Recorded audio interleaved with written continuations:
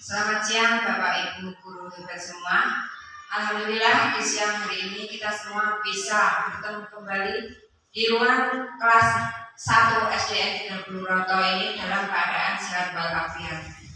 Tak lupa sholawat serta salam kita panjatkan kepada junjungan kita Nabi Muhammad SAW yang senantiasa kita tunggu-tunggu syafaatnya nanti di akhir yaumul kiamat.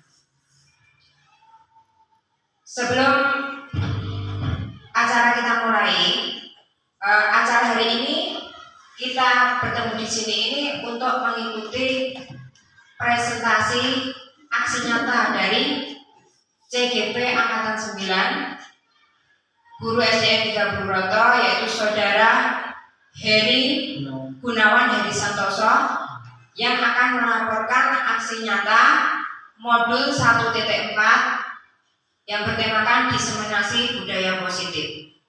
Sebelum acara kita mulai, mari kita bersama buka acara hari ini dengan bacaan basmalah bersama-sama. Bismillahirrahmanirrahim. Untuk acara berikutnya, sambutan dari Bapak Kepala Sekolah SDN 30 Roto yang siang hari ini diwakili oleh Ibu Wahyu Kris Rini. Kepada Ibu Rini dipersilakan. Assalamualaikum warahmatullahi wabarakatuh. Pertama-tama marilah kita panjatkan puji syukur kehadirat Allah Subhanahu wa taala atas nikmat dan anugerahnya sehingga kita bisa bertemu dan berkumpul di SDN 30 Roto dalam keadaan sehat walafiat. Tak lupa sholawat serta salam kita haturkan kepada junjungan kita semua, yaitu Nabi Muhammad SAW yang kita nantikan syafaatnya baik di dunia maupun di akhirat. Saya selaku perwakilan dari Pak Bejo mengucapkan terima kasih atas ketersediaan Bapak Ibu guru semua untuk menghadiri acara hari ini untuk mendukung Bapak Gunawan Heri Santoso dalam acara CGP Angkatan 9. Pada hari ini yang akan kita bahas adalah tentang diseminasi budaya positif yang ada di sekolah. Bapak Ibu guru, budaya positif yang ada di sekolah itu adalah budaya yang kita harapkan bisa menumbuhkan murid-murid untuk menerapkan budaya positif. Saya sangat senang sekali hari ini akan dibahas apa saja yang masuk dalam budaya positif. Karena budaya positif itu sangat berperan, sangat penting, khususnya tidak hanya bagi siswa, tetapi juga kita sebagai guru. Dalam diseminasi positif, banyak hal positif yang akan dibahas. Begitu ya Pak Gun? Tujuan penerapan budaya positif di sekolah pastinya adalah menumbuhkan murid-murid menerapkan budaya positif yang bertanggung jawab dan berkeyakinan baik. Bapak Ibu guru, di era sekarang yang namanya hubungan antara siswa dengan guru, khususnya tentang etika, bagaimana cara siswa terkadang berbicara kepada guru, hal itu sekarang itu masih sangat minim sekali. Bahkan kalau dipanggil, apa bu? Gitu. Harusnya dalam bu kayak itu terkadang yang masih perlu kita terapkan. Memang kalau hanya di sekolah waktunya memang kurang. Memang terkadang kalau sewaktu kita bertemu orang tua, terkadang kita juga bisa menyampaikan seperti itu. Kemudian budaya positif di sekolah juga menyangkut tentang nilai-nilai keyakinan dan kebiasaan di sekolah yang berpihak kepada siswa agar siswa dapat berkembang menjadi pribadi yang kritis, penuh hormat dan tanggung jawab. Alhamdulillah di sekolah kita sudah banyak melakukan diseminasi budaya positif. Salah satunya yang pertama adalah kegiatan literasi. Kegiatan literasi bisa kita lihat di dalam kelas. Setiap kelas ada yang namanya pojok buku, sehingga anak-anak setiap hari sebelum masuk kelas bisa membaca seperti itu. Kemudian selain itu kita juga alhamdulillah memiliki perpustakaan sehingga siswa bisa membaca dengan baik. Bahkan kemarin kita juga mendapatkan bantuan, yaitu bantuan buku dari perpustakaan Blora. Kemudian yang kedua, kegiatan ekstrakurikuler di SD kita juga sangat banyak ya. Salah satunya juga ada BTA yang diampu oleh Bapak Bagas. Itu juga baca tulis Al-Quran yang kita harapkan dapat meningkatkan keimanan dan ketakwaan anak-anak. Kemudian kegiatan kita sebelum masuk sekolah sudah Asmaul Husna, kemudian berdoa, pulang sekolah juga kita melakukan berdoa dulu. Kemudian setiap hari Kamis dan Sabtu kita berdoa bersama di halaman sekolah. Itu semua kita harapkan bisa menambah keimanan dan ketakwaan anak didik kita, sehingga anak didik kita menjadi pribadi yang lebih kritis dan penuh hormat. Kemudian kita sebagai guru di dalam P5, penguatan P5, sebagai seorang guru kita juga ditekankan harus mengadakan ini, yaitu senyum, sapa, salam, dan sopan santun. Artinya kita harus sering senyum, bukan senyum-senyum sendiri, tapi sering senyum kepada murid kita. Ya, memang kalau jadi seorang guru, apapun yang terjadi, kita harus memberikan energi yang positif. Energi yang positif tidak hanya untuk sekitar kita, tapi juga untuk siswa kita juga, sehingga apa yang didapat oleh siswa itu bisa mereka aplikasikan. Contohnya ya seperti misalnya Bu Fitri juga itu ya, Bu Fitri ya, sering pembiasaan surat pendek begitu ya Bu Fitri ya, dan semua dari kelas 1 sampai kelas 6 sudah melaksanakan itu dengan baik. Kemudian terkadang kemarin saya ikut seminar mengatakan sebagai guru jangan sungkan untuk menyapa muridnya duluan seandainya ketemu di jalan.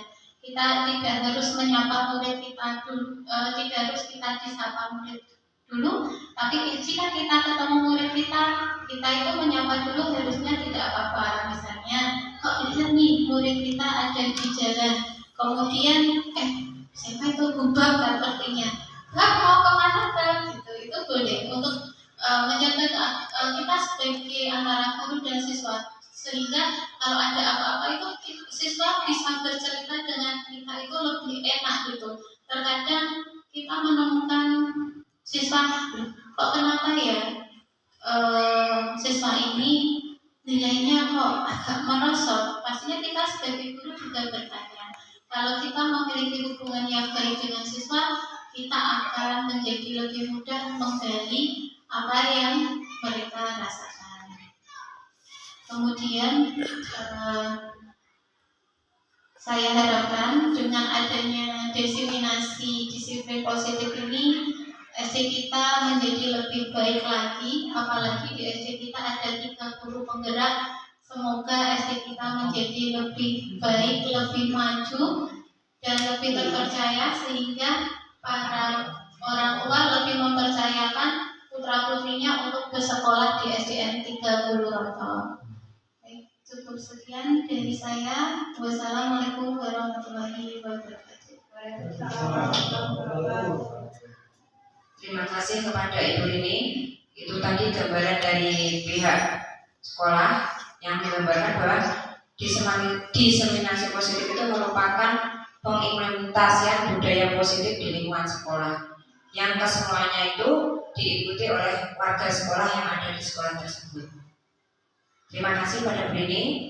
Untuk berikutnya yaitu paparan presentasi dari calon guru penggerak angkatan 9 kepada Pak Gunawan Heri Santoso untuk memaparkan aksi nyata tentang diseminasi positif. Kepada Pak Gunawan, dipersilakan. Terima kasih Bu Fitri, Bu Rini. Assalamualaikum warahmatullahi wabarakatuh. Alhamdulillah pada siang hari ini kita bisa berkumpul di kelas 1 dalam keadaan sehat walafiat. Marilah kita panjatkan berkat Allah Subhanahu wa Ta'ala yang mana kita dapat bertatap muka di sini dengan sehat walafiat. Salawat dan salam marilah kita panjatkan kepada Nabi Muhammad SAW. Semoga dengan sahabatnya nanti kita dapat turun di berjamaah. Amin. Nah, pada pagi hari ini, siang hari ini kita akan sharing bersama tentang diseminasi budaya positif. Budaya positif. Kita tahu budaya positif adalah suatu nilai-nilai kebiasaan yang ada pada di sekolah tiap harinya, sehingga nantinya nilai-nilai dan kebiasaan tersebut akan berpihak pada murid sehingga murid dapat berkembang menjadi lebih baik dari sebelumnya. Seperti itu untuk nilai budaya positif. Terima kasih untuk Bu Fitri dan Bu Rini yang sudah membantu saya dalam acara pada siang hari ini. Terima kasih banyak, serta Bapak Ibu guru di ruangan ini. Saya ucapkan banyak-banyak terima kasih sudah hadir dan berkenan dalam ini acara diseminasi budaya positif webinar. Semoga nantinya dalam webinar ini kita dapat mengambil ilmunya serta hikmahnya dalam acara ini. Nah, lanjut saya sambil buka slide.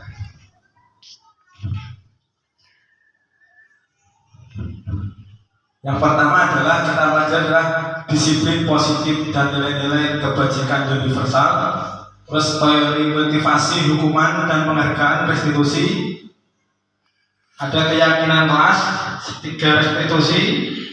Restitusi 5 posisi kontrol, kebutuhan dasar manusia dan dunia berkualitas. Yang pertama kita membahas tentang disiplin positif dan nilai-nilai kebajikan universal. Saya mau tanya Bapak Ibu guru, kebajikan itu apa ya? Kebajikan? Pak Suwarno, kebajikan apa Pak Suwarno? Kebajikan. Ya, betul sekali Bu Sri. Nilai-nilai yang baik itu kebajikan. Kebajikan. Nilai yang baik. Nah, selanjutnya adalah perubahan paradigma belajar. Pembelajaran paradigma baru memastikan praktek pembelajaran yang berpusat pada murid, yang mana setiap murid belajar sesuai dengan kebutuhan dan tahap perkembangannya. Nah, di sini pembelajaran berpusat pada murid, setiap murid belajar sesuai dengan kebutuhan dan tahap perkembangannya. Jadi untuk kelas 1 ya belajarnya ya sesuai kelas 1 perkembangannya seperti itu. Nanti kalau kelas 1 belajar kelas 3 juga pasti tidak akan bisa ya, sesuai dengan tahapannya dan perkembangannya. Lanjut. Nah, ini adalah cobalah buka. Anda adalah A. Tugas Anda adalah menempatkan salah satu tangan Anda. Cobalah Anda bayangkan bahwa Anda menyimpan sesuatu yang sangat berharga di dalam kepalan tangan Anda. Anda perlu menjaga benda tersebut sekuat tenaga Anda karena begitu pentingnya untuk kehidupan Anda. Tugas B, rekan Anda adalah mencoba dengan segala cara untuk membuka kepalan tangan Anda. Teman Anda adalah B, boleh membujuk, menghardik, mengintimidasi, memarahi, menggoda, menggelitik, bahkan menawari Anda uang agar Anda bersedia membuka kepalan tangan Anda. Bandingkan jawaban Anda, apakah berbeda atau sama? Bila mana berbeda, kira-kira mengapa? Pertanyaan pertama, apakah Anda atau B membuka kepalan tangan Anda? Bu Fitri? Ya. Ya. Tergantung itu yang punya kepala kira-kira diberi. Oh iya. Terima kasih. Lanjut, apakah Anda atau B menutup kepalan tangan Anda? Bu Irna?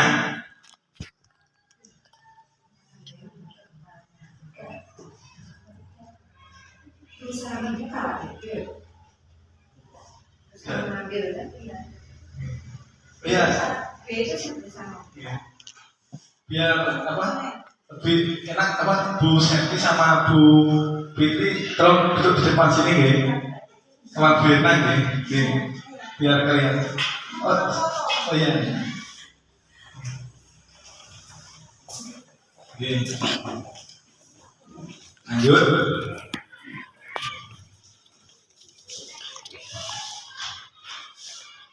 Selanjutnya adalah teori kontrol. Nah tadi sebelum tadi ada jawaban pasti ada yang berbeda-beda untuk jawaban tentang kepalan nanti. Yang selanjutnya adalah teori kontrol dari Dr. William Glasser.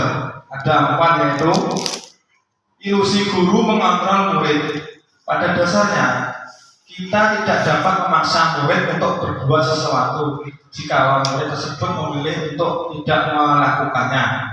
Walaupun tampaknya guru sedang mengontrol perilaku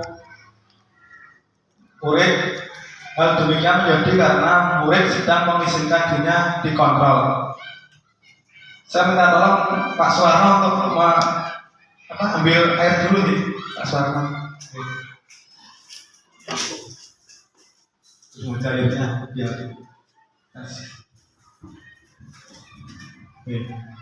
Lanjut, ilusi bahwa semua penguatan positif, efektif, dan bermanfaat.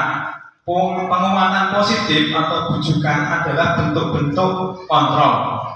Segala usaha untuk mempengaruhi murid agar mengulangi suatu perilaku tertentu adalah suatu usaha untuk mengontrol murid tersebut. Selanjutnya adalah ilusi bahwa kritik dan membuat orang merasa bersalah dapat menguatkan karakter. Menggunakan kritik dan rasa bersalah untuk mengontrol murid menuju pada identitas gagal. Mereka belajar untuk merasa buruk tentang diri mereka sendiri. Mereka mengembangkan dialog diri yang negatif. Jadi kita buat murid nantinya akan merasa bersalah, sehingga nanti ada timbul kesadaran murid tersebut. Ilusi bahwa orang dewasa memiliki hak untuk memaksa. Banyak orang dewasa percaya bahwa mereka memiliki tanggung jawab untuk membuat murid-murid berbuat hal-hal tertentu.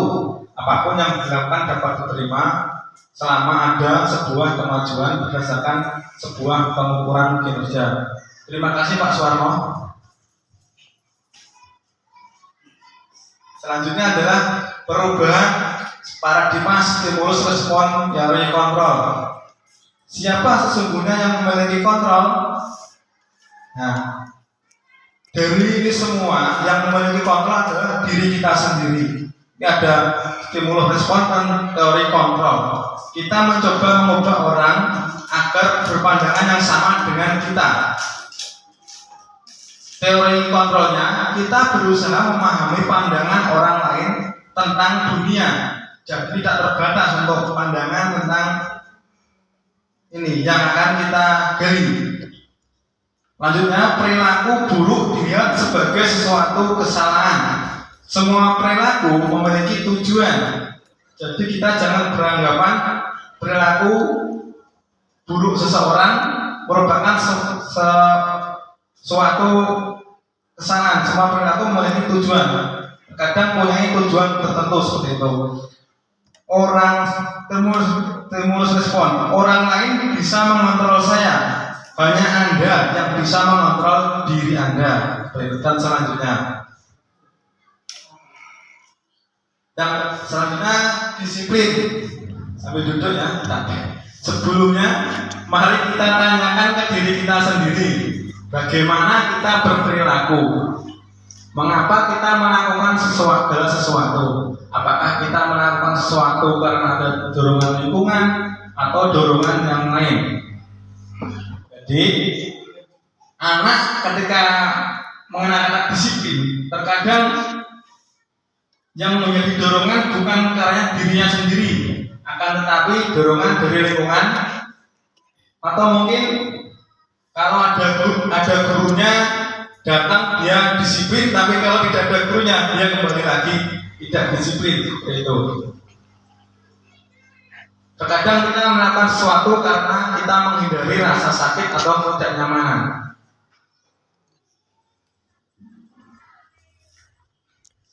Kadang kita juga melakukan sesuatu untuk mendapatkan apa yang kita mau. Pernahkah Anda melakukan sesuatu untuk mendapatkan senyuman atau pujian dari orang lain? Nah, anak juga bisa seperti itu, melakukan disiplin karena ada pengen dihargai, pengen dapat senyuman atau pujian dari gurunya, ataupun untuk mendapatkan hadiah dari gurunya.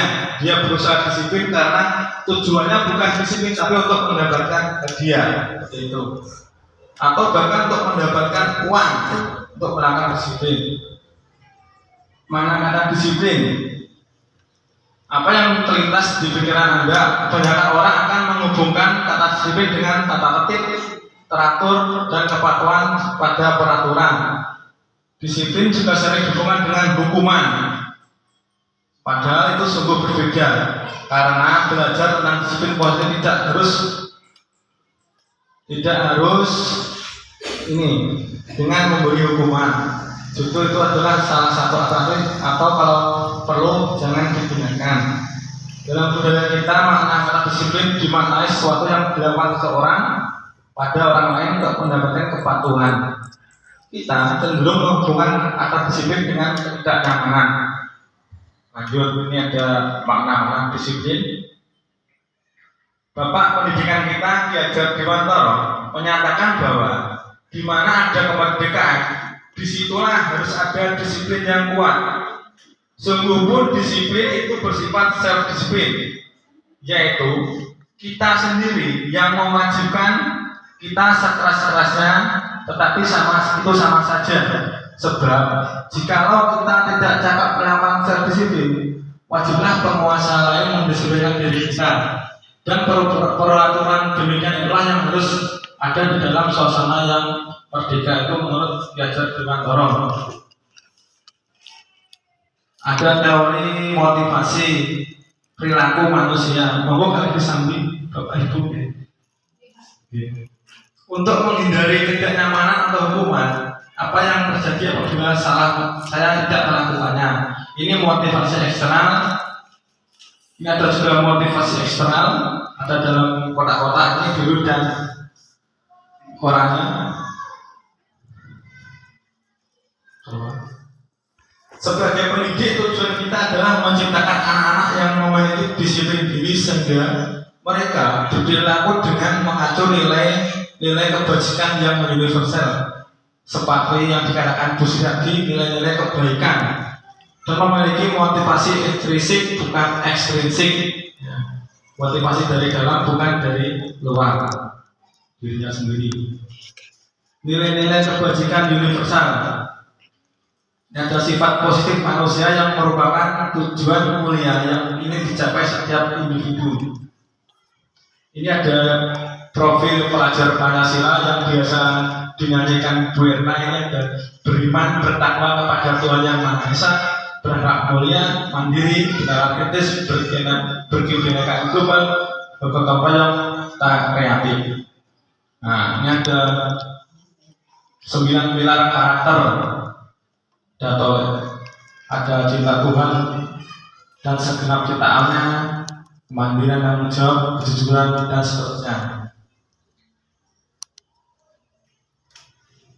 Petunjuk seumur hidup dan keterampilan.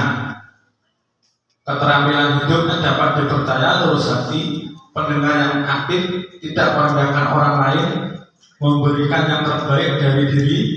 Nah, hidupnya banyak sekali, ada berapa banyak. Terus the seven essential itu ada suara hati, kontrol diri, rasa hormat, kebaikan, toleransi, dan keadilan. Ini ada proyek nilai-nilai kebajikan. Ada peduli, rajin, integritas, hormat, dan seterusnya. Nah, ini ada kita pelajari selanjutnya adalah teori motivasi, hukuman, dan penghargaan. Restitusi. Motivasi perilaku manusia. Ada 3 motivasi perilaku manusia menurut Diana Gosen. Yang pertama, untuk menghindari ketidaknyamanan atau hukuman, untuk mendapatkan imbalan atau penghargaan dari orang lain, untuk menjadi orang yang mereka inginkan dan menghargai diri sendiri dengan nilai-nilai yang mereka percaya. Hukuman, konsekuensi, dan restitusi. Nah, ini ada hukuman. Hukuman bersifat tidak terencana atau tiba-tiba. Hukuman bersifat satu arah dari pihak guru yang memberikan, dan murid hanya menerima hukuman tanpa melalui suatu kesepakatan atau pengarahan dari pihak guru, baik sebelum ataupun sesudahnya. Hukuman yang diberikan bisa berupa fisik, psikis, murid atau anak disakiti oleh suatu perbuatan atau kata-kata.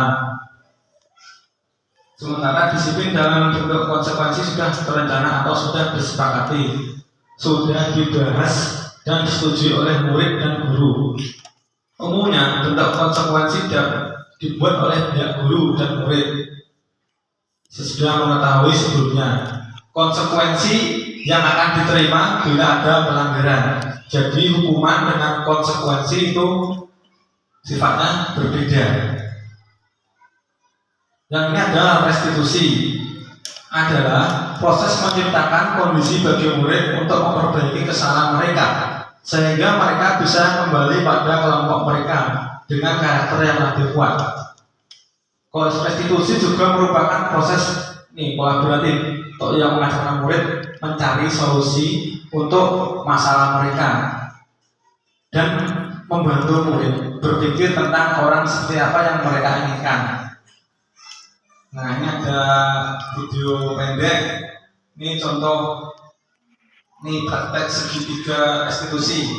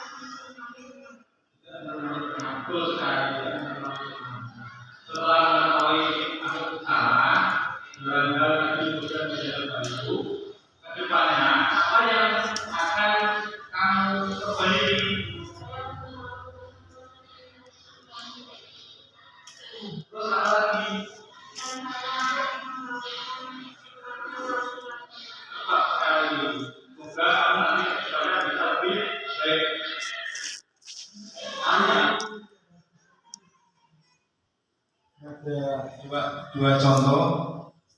Jadi bersama Arya sama bersama Bayu. Nah.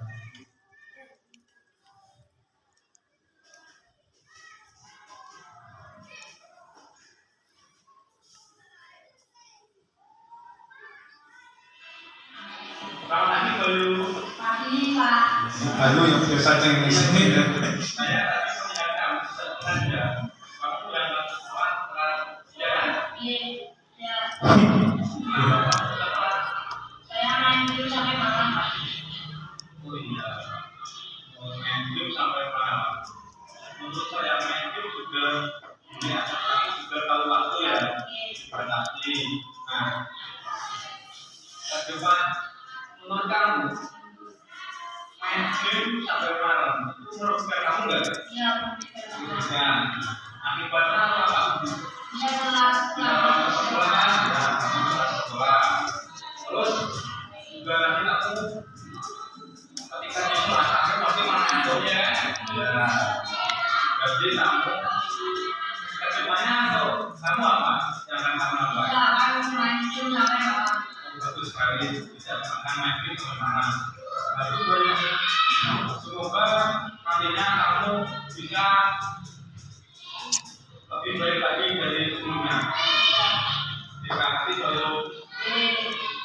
Ya, aku sekarang kembali ke tempatnya. Terima kasih Bayu. Ya.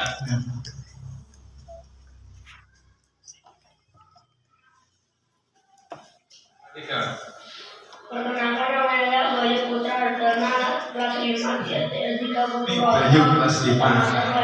Punya pelajaran yang saya ambil dengan Pak Kun adalah saya bisa menata diri saya untuk tidak bermain game sampai malam. Terima kasih. Nah, ini tadi Bayu, Arya dan Arya.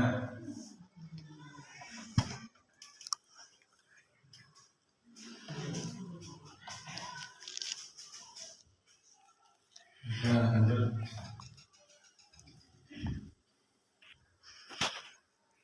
Restitusi sebuah cara untuk menanamkan disiplin positif pada murid.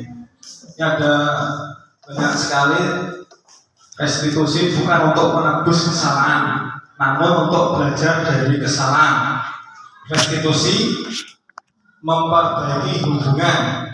Restitusi adalah tawaran, bukan paksaan. Seperti tadi baru main game sampai malam. Nah, kita gali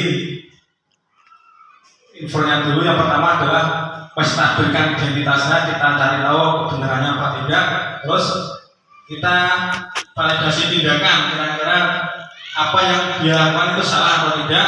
Terus baru selanjutnya adalah kita ada namanya untuk perbaikan. Jadi kedepannya baru dapat memperbaiki untuk sikapnya seperti itu. Kita dapat lebih baik dari yang sebelumnya melakukan kesalahan. Ketika anak berbuat salah, kita tidak bisa memotivasi anak untuk menjadi baik. Kita hanya bisa menciptakan kondisi agar mereka bisa melihat ke dalam diri mereka. Kita seharusnya mengajari mereka untuk menyelesaikan masalah mereka dan berusaha mengembalikan mereka ke kelompok mereka dengan karakter yang lebih kuat. Ini adalah keyakinan kelas. Mengapa keyakinan kelas? Mengapa tidak peraturan kelas? Nah, ini ada perbedaan antara keyakinan kelas dan peraturan kelas. Kalau peraturan kelas biasanya ada tata tertib kelas seperti itu yang dipasang di tiap-tiap kelas ada. Nah, untuk keyakinan kelas biasanya itu ada kesepakatan antara guru dengan murid yang ada di kelasnya. Misalkan saling menghormati di antara sesama dan sebagainya, saling menyayangi dan menghargai seperti itu. bahwa menekankan pada keyakinan seseorang akan lebih memotivasi seseorang dari dalam. Seseorang akan lebih tergerak dan bersemangat untuk menjalankan keyakinannya daripada hanya sekadar mengikuti serangkaian peraturan tertulis tanpa makna. Murid-murid juga demikian. Mereka perlu mendengarkan dan memahami arti sesungguhnya tentang peraturan-peraturan yang diberikan, apa nilai-nilai kebajikan di balik peraturan tersebut dan apa tujuan utamanya, dan menjadi tidak tertarik atau takut sehingga hanya sekadar mengikuti serangkaian peraturan-peraturan yang mengatur mereka tanpa mengetahui tujuan. Ini perbedaan peraturan dan keyakinan kelas. Peraturannya selalu kembalikan buku ke tempatnya. Keyakinan kelasnya adalah tanggung jawab. Dilarang mengganggu orang lain. Itu keyakinan kelasnya adalah menghormati orang lain. Hadir di sekolah ini 15 menit sebelum pembelajaran dimulai, menghormati orang lain dan berkomitmen. Dilarang melakukan kekerasan, keselamatan dan menghormati orang lain untuk keyakinan kelasnya. Dilarang menggunakan narkoba.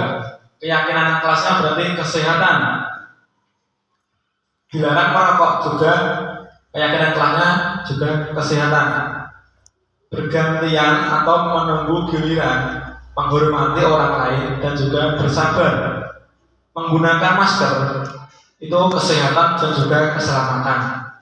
Jangan berlari di kelas atau koridor, keselamatan dan keamanan untuk keyakinan kelasnya. Pembentukan keyakinan sekolah atau kelas. Keyakinan kelas bersifat abstrak, nyata daripada peraturan yang lebih rigid dan konkret. Karena keyakinan kelas berupa pernyataan universal yang menyeluruh. Keyakinan kelas adalah dibuat dalam bentuk positif. Ini ada kata-katanya berbentuk positif untuk keyakinan kelasnya.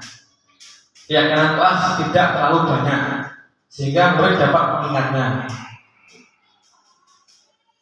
Keyakinan kelas sebenarnya sesuatu yang diterapkan di lingkungan tersebut. Contoh keyakinan kelas 1 dan keyakinan kelas 5. Keyakinan kelas 1, setiap anggota kelas perlu belajar. Setiap anggota kelas perlu senang. Setiap anggota kelas perlu melakukan tugas. Setiap anggota kelas perlu saling menghargai. Setiap anggota kelas perlu merasa aman. Untuk kelas 5, keyakinannya selalu bersikap positif, senantiasa menjadi diri terbaik, percaya dan menghormati orang lain serta barang miliknya, berkomitmen terhadap setiap tugas, senantiasa membantu. Ini keyakinan kelas 5 contoh-contohnya. Nah, ini ada pertanyaan untuk hukuman dan konsekuensi.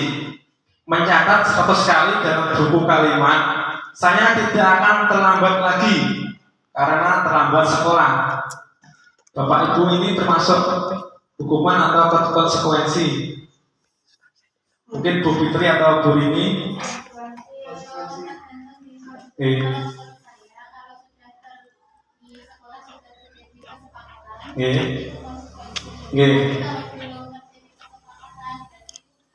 Terima kasih betul sekali untuk jawaban Bu Rini. Terima kasih betul sekali.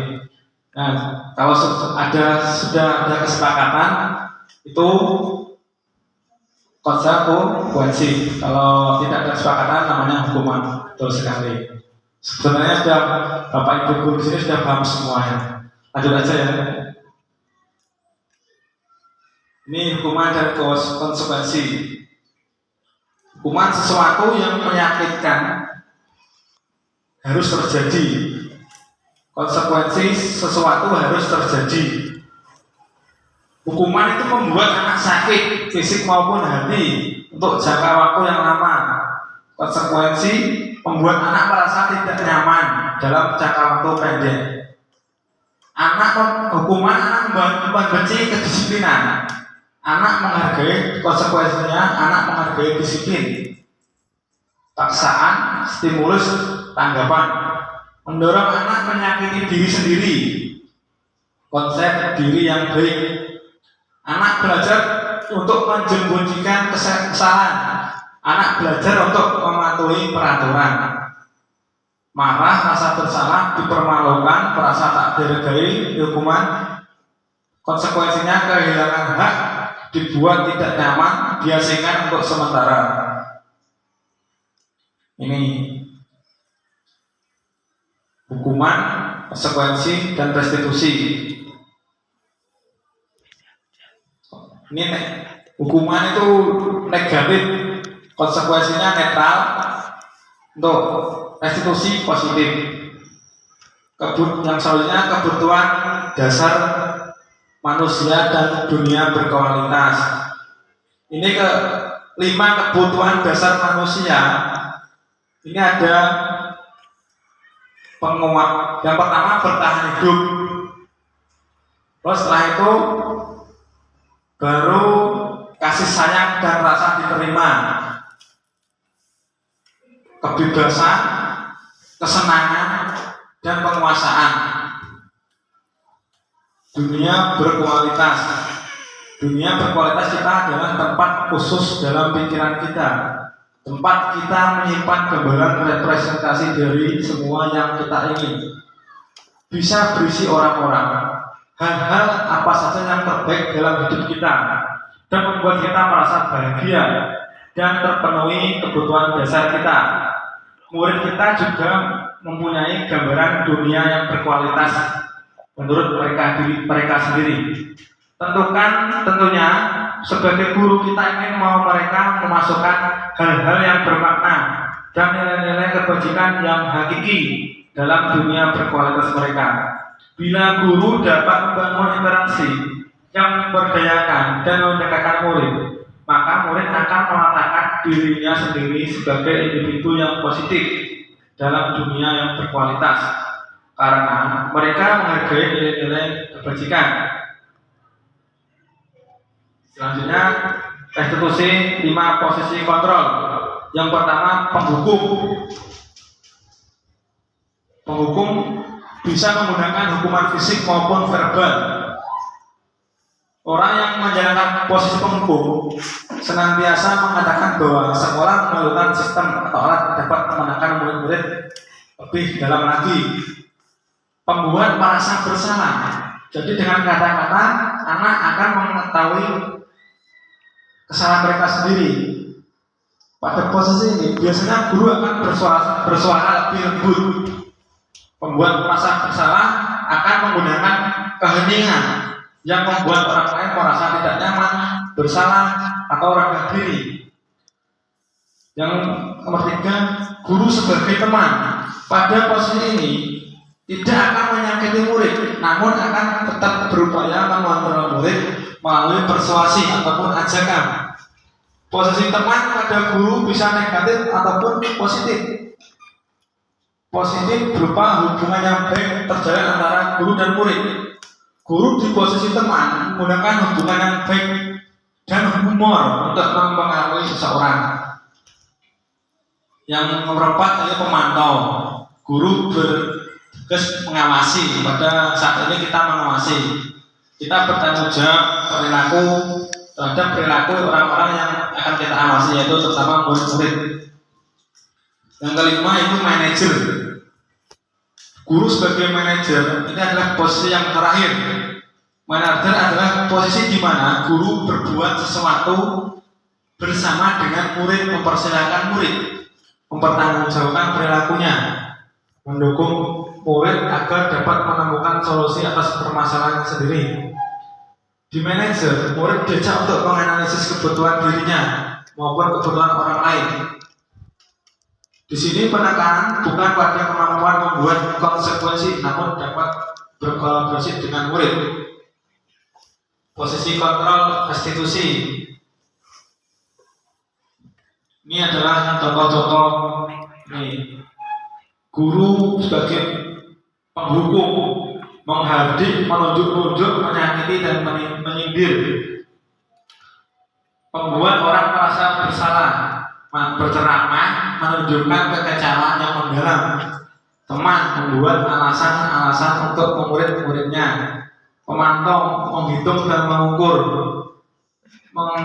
Manajer mengajukan pertanyaan-pertanyaan. Ini contoh-contohnya.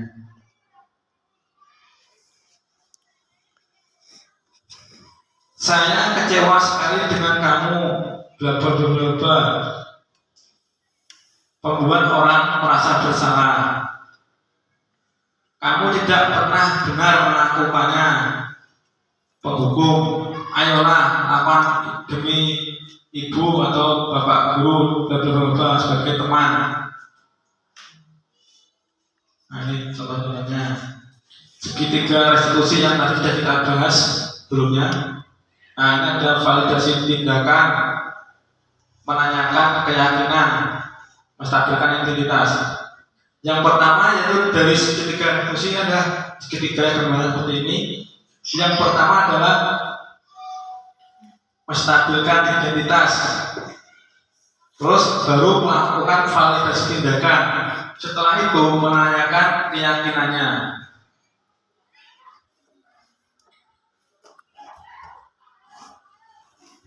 Menstabilkan identitas.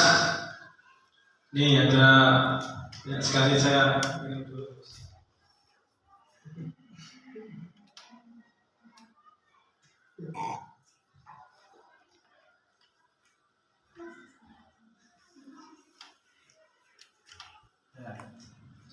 lanjut. Ini adalah menstabilkan identitas seperti tadi Bayu. Contoh seperti ini tadi. Bayu, Pak Guru atau Bu Guru kemarin tidak sengaja melihat kamu pulang sekolah naik pagar ya. Terus si Bayu ini adalah menstabilkan identitas dulu. Ya Pak Bu, ya Pak Bu, saya kemarin pulang lewat lompat pagar. Terus setelah menstabilkan identitas, yaitu validasi tindakan yang salah. Validasi tindakannya, Bayu, menurut kamu apa yang kamu lakukan itu salah apa tidak Bayu? Terus Bayu jawab, salah Pak, saya kemarin pulang lompat pagar. Nah, terus setelah itu menanyakan keyakinan. Menurut kamu Bayu apa yang kamu lakukan tadi salah kan? Salah Pak. Terus, nah selanjutnya apa yang akan kamu perbaiki ke depannya? Itu menanyakan keyakinannya. Ayo. Kedepannya saya tidak akan lompat pagar lagi Pak. Kalau lompat pagar nanti bisa nosep di bawah seperti itu, jatuh dan juga akan menyakiti dirinya sendiri. Nah, ini intervensi 30 detik.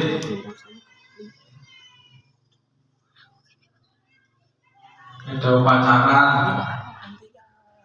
Kebutuhan dasar manusia itu kesenangan.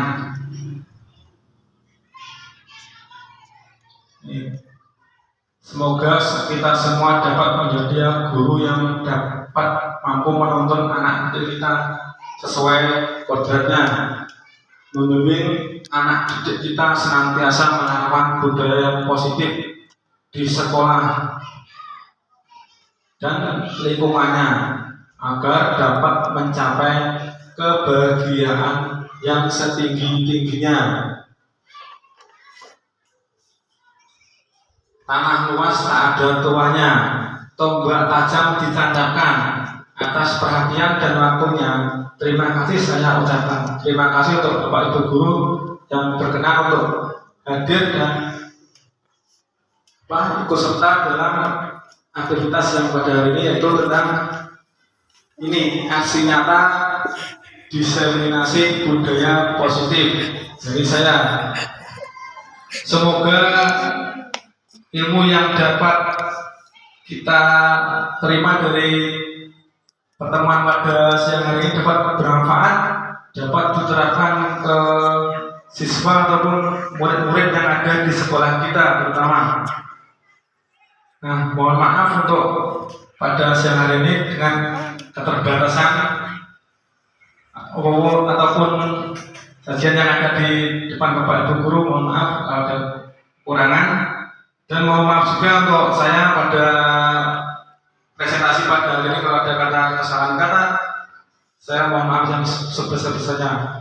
Akhir kata dari saya, wassalamualaikum warahmatullahi wabarakatuh.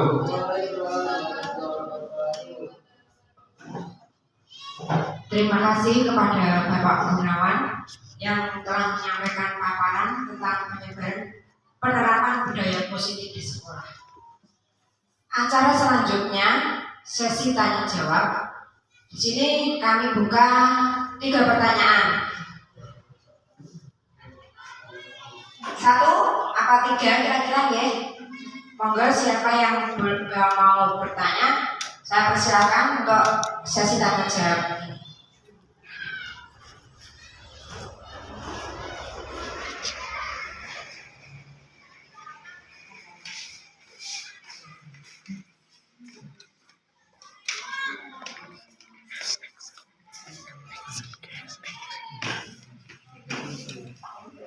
Monggo Bu Eka, apa bisa ditekan pertanyaannya?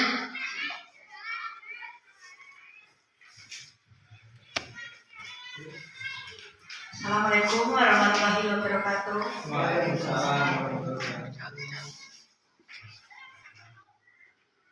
Terima kasih atas waktunya.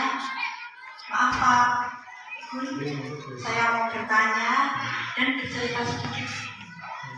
Kadang sebagai guru di dalam kelas kita terpancing emosi pas anak melanggar aturan. Bagaimana caranya supaya tetap tenang dan lancar dalam melaksanakan disiplin positif? Terima kasih. Terima kasih Bu Erna. Saya akan mencoba menjawab pertanyaan dari Bu Erna. Bu Erna.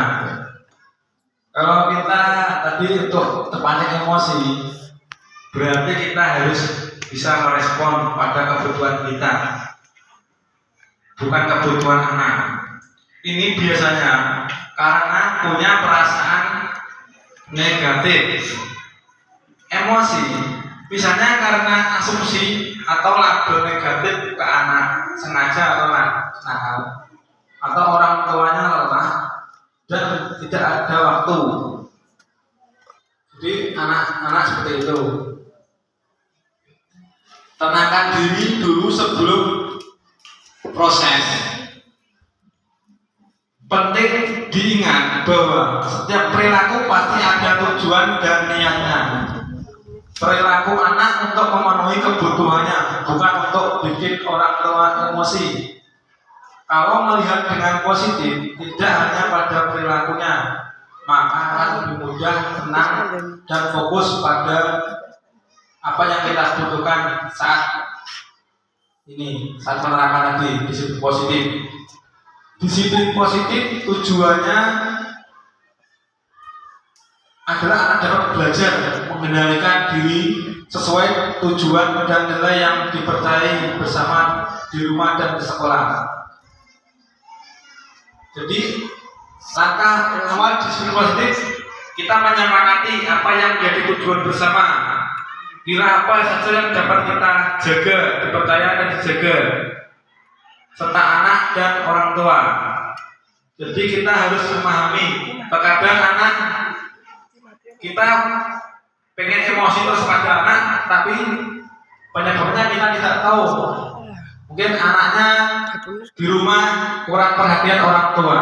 Jadi kita harus tahu juga untuk anak perhatian apa? Orang tuanya berantem juga anak akan berimbas pada anak nanti ke sekolah berantem terus gitu ya. Kita harus kontrol diri sendiri biar tidak emosi seperti itu.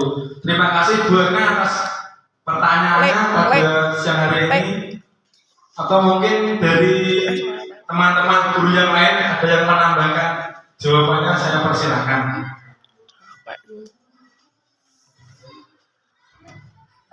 Terima kasih kepada Ibu Erna Tadi dapat kita simpulkan bahwa sebagai guru kita itu tidak boleh terpancing emosi terlebih dahulu ketika ada anak yang melanggar aturan. Kita sebagai guru itu harus tetap bersikap tenang dan fokus untuk mencari solusi tentang kejadian apa yang terjadi terhadap siswa tersebut. Itu ya Pak Guru ya. Nah, dan kita juga harus menyepakati dulu. Kita harus ingat tentang keyakinan kelas yang telah kita sepakati terhadap murid lain itu ya. Jadi ini seperti itu ya Pak Guru. Ya. Monggo ibu yang lain bisa mengajukan pertanyaan atau yang lain ada? Pas apa tambah? Pas. Oke. Terima kasih untuk partisipasi Bapak Ibu semua dalam pemaparan saudara CGP Angkatan 9 SD 3 Bluroto Bapak Gunawan yang menyampaikan tentang disiplin positif, ya. Disiplin budaya positif. Ya. Di sini nanti kita sebagai guru bisa mengimplementasikan dalam kehidupan sehari-hari ketika kita berada di sekolah maupun di kelas. Itu ya Pak Guru ya. Untuk acara siang hari ini saya rasa kita akhiri terlebih dahulu ya, karena memang paparan Pak Guru hari ini sudah selesai dan tanya jawab sudah ada. Mari kita tutup acara siang hari ini dengan bacaan hamdalah bersama-sama. Alhamdulillahirabbil alamin. Wassalamualaikum warahmatullahi wabarakatuh.